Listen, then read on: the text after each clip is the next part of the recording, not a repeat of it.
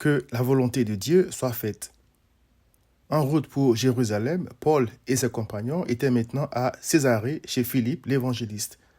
Un prophète nommé Agabus a révélé qu'à Jérusalem, les Juifs allaient lier Paul et le livrer à des païens. Il est écrit: quand nous entendîmes cela, nous et ceux de l'endroit, nous priâmes Paul de ne pas monter à Jérusalem. Alors il répondit: que faites-vous en pleurant et en me brisant le cœur? Je suis prêt non seulement à être lié, mais encore à mourir à Jérusalem pour le nom du Seigneur Jésus. Comme il ne se laissait pas persuader, nous n'insistâmes pas et nous dîmes que la volonté du Seigneur se fasse. Acte 21, 10 à 14.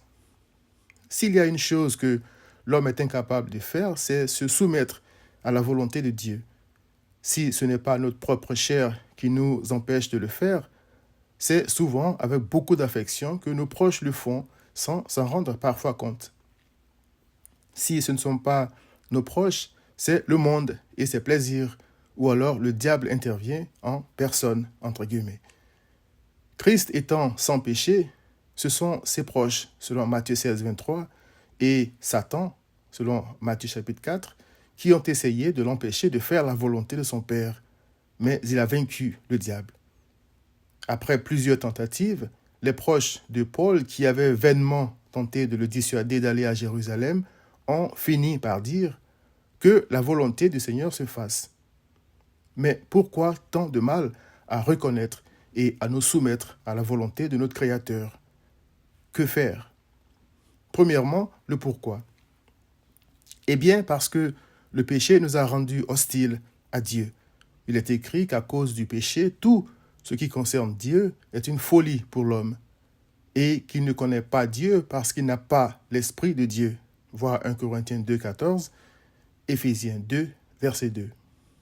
C'est avec beaucoup de difficultés que même ceux qui ont l'Esprit de Dieu se soumettent à sa volonté, parce que leur esprit est certes bien disposé à le faire, mais ils sont encore dans la chair. Voir Matthieu 26, 41. Car la chair, dit Galates 5, verset 17, a des désirs contraires à ceux de l'esprit, et l'esprit en a de contraires à ceux de la chair. Ils sont opposés entre eux, afin que vous ne fassiez point ce que vous voudriez. Deuxièmement, que faire? Puisque la chair ne s'améliore pas, quoi qu'on fasse, il nous faut trouver refuge en Christ.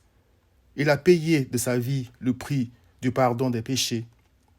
C'est pourquoi il est écrit: il n'y a donc maintenant aucune condamnation pour ceux qui sont en Jésus-Christ.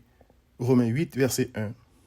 C'est grâce à lui que des hommes comme Paul peuvent dire: je suis prêt non seulement à être lié, mais encore à mourir à Jérusalem pour le nom du Seigneur Jésus. Acte 21, verset 13. Car il glorifie son nom en faisant à travers la chair des choses impossibles à l'homme. Voir 2 Corinthiens 12, versets 9 à 10. Les vrais croyants n'ont donc de fierté que Christ seul. Viens donc à Christ.